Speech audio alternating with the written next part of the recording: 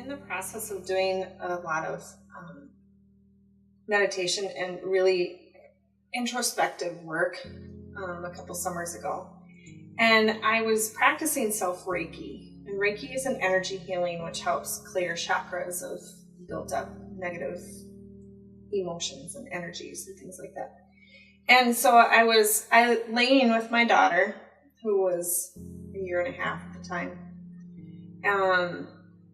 and scrolling through YouTube videos at nap time, trying to find a self-Reiki video to unblock some of these negative emotions I knew that I had, and I didn't want them anymore.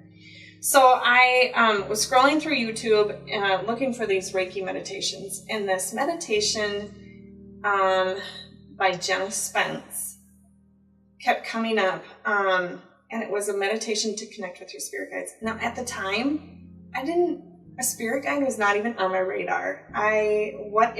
Who is a spirit? I don't even know what a spirit guide is.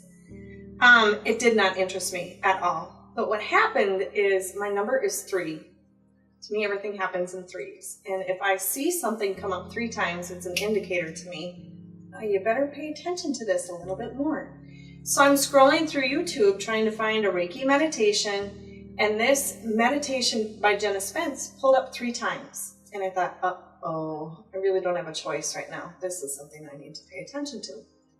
So I put the earbuds in and I listened to it. It's about a half an hour long. Excuse me. So there's this part in there where you can ask your spirit guide any question you want. And I thought, oh, well, if I'm going to do this, we're going to go big or go home. So I asked this energy, or this guide, I guess, what is my purpose in life? And I was absolutely shocked when I got a response. And the energy that I felt was from a male party.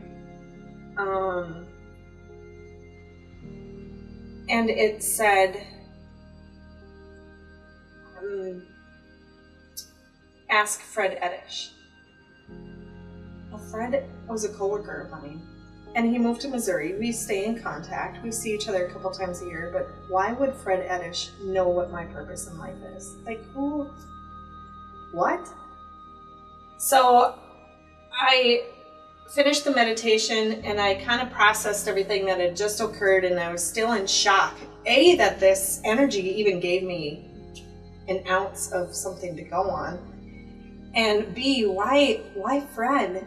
I just don't get it. So I started messaging Fred, text message, and I said, Fred, please don't institutionalize me. I'm okay, I promise. I said, but I did this meditation earlier today, and a male energy came forward, and I believe that this male energy that came forward is the spirit of your deceased son, Abraham, because Fred and his family experienced a stillbirth. Abraham was stillborn, and he would be about 21 years old right now. And so I said, I believe this is the spirit of Abraham. And so what happened is, throughout the next couple of weeks, Fred's like, no, sorry, I don't have a clue what your purpose in life is. But what happened is, throughout the next couple of weeks, this energy, Spirit Fred is what I call him now, stayed with me. And he kept saying things like, I can't believe you guys haven't figured this out yet. You're totally overlooking this. This is so obvious. You guys are just missing it. And he was kind of taunting us in a way, like, you guys are not getting it. So, about 2 weeks into it then, Fred, Earthside Fred, sent me a message, and he said, I know what it is. I know exactly what it is. And I was sitting in the chair, I remember it clear as day, sitting in the chair at about 10:30 in the morning with my daughter. We were watching cartoons, and I read his message, and I replied, well, please share. Come on.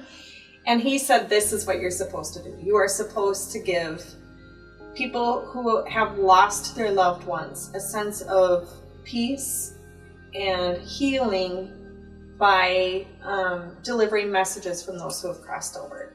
Okay? I read that message, and instantly from head to toe, my body was tingly. My heart was absolutely racing. I could just feel the adrenaline coursing through my veins, and I was scared. I was absolutely frightened. I was shaking uncontrollably, and I thought I had lost my mind. And so I said, okay, now I think you can institutionalize me. I think today is a good day. And he said, no, you've got this. He said, Fred, I honestly don't want any part of this. I want my life the way it was prior to doing this meditation. Can I please just hit rewind and go back? I'm afraid for myself. I'm afraid for my family. I don't know what all this is. And he said, no, you're fine. And it's going to be okay. And at that time, then Energy Fred or Spirit Fred started coming to me as well. And he said, no, we've got this. This is exactly what you're supposed to do. So I kept it quiet for a long time. I just shared with my friends. When that initially happened, I would get spirits that would come to me at night, because that was when I was the quietest and I could pick up their voices and their images and things like that more clear.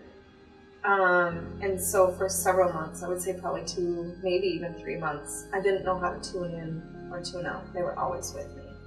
I kept hearing this name Elkington come into my mind, into my auditory senses. And it was a name I recognized from home, but I don't know anybody by the last name Elkington. It wasn't anybody I was familiar with. But the energy associated with it kept coming stronger.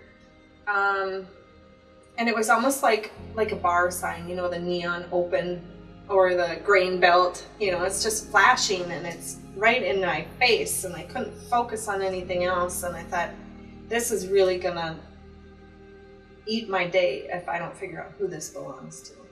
And so early on, that was a lot of it, is I really had to just sit with a spirit for a couple days and try to figure out who this belongs to. And so that's what I did. I went down for a nap that afternoon and kind of processed who do I know that this could belong to. So I checked in with a friend of mine whom I just had recently done a reading for her, and she's from my hometown, La Video. And I said, Cess, do you know anybody who passed under... Well, actually, the energy came to me as a suicide. I said, do you know anybody who passed by suicide? I said, and I feel like it's recent. And she said, yeah, I do know somebody. And I said, I feel like it's female energy. And she keeps showing me this name, Elkington. And Seth said, absolutely, I know who this is. And she says, this is Casey Joe. And she passed a couple weeks ago, 3 weeks ago. And her mom's name is Shelly Elkington. And so bingo, that was my match. I've never met Shelly before. I've never met Casey, but now Casey's an angel for me. And she's a very solid part of my spirit team. And helps me with every reading that I do. Whether it's a gallery reading or an in-person reading or something over the phone, it doesn't matter. Casey is definitely part of that. So I have Casey Joe, I have Spirit Fred. Okay, so those two are part of the spirit team. And then I have Spirit Bouncer Phil, who keeps... And initially I was using negative spirits, and that gives people this wrong impression, like it's demons or something like that. And I don't deal with demons. I don't allow anything like that to come in readings. But what I'm talking about is spirits who left and they still had a beef with people they left Earthside. Okay? So some unfinished business carried over with them. Now, granted, we are always at our best on the spirit side, but that energy can still linger at times, especially if it's a recent crossing, okay? There's a transition period where we get rid of all those negative things. And so this person had crossed and carried some negative beef over with them, okay? And Spirit Phil keeps them from coming forward and stirring the pot, okay? So typically if Spirit Phil has stopped somebody, a spirit, I'll be able to sense whether they're male or female. And I might be able to get an idea of what they look like. Are they short, curly gray hair, or are they male with dark, slick back hair, things like that. But anything outside of that, Spirit Phil will not let them come forward. I won't get any messages from them. So I have Casey Joe, I have Spirit Fred, I have Spirit Bouncer Phil, and then I have Chris. And Chris is the brother of a friend of mine. And he is actually one who came to me at night when this first all started. And he kept repeating Mandy, Mandy, Mandy. It's like, I was going mad, like, Mandy, I don't know, Mandy. And then it hit me. I woke up one morning and I'm like, oh, Mandy. So I said, do you know anybody who passed in a motorcycle accident? No, but my brother passed in a car versus train accident. So this is her brother. So Chris is with me all the time. All of these spirits are a part of my spirit team and are present during every reading.